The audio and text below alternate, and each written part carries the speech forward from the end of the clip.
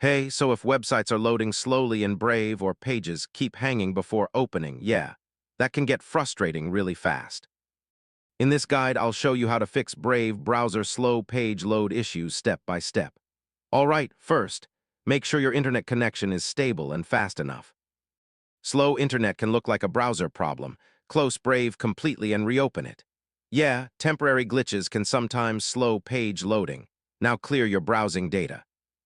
Old cache files can make websites load incorrectly or slower over time. Some extensions use extra resources in the background, so disable anything you don't really need. If certain websites load slowly, try lowering shields from aggressive to standard for that site. Now go to System Settings and disable hardware acceleration. This can fix loading lag on some devices. Make sure Brave is updated to the latest version. Performance bugs are often fixed through updates.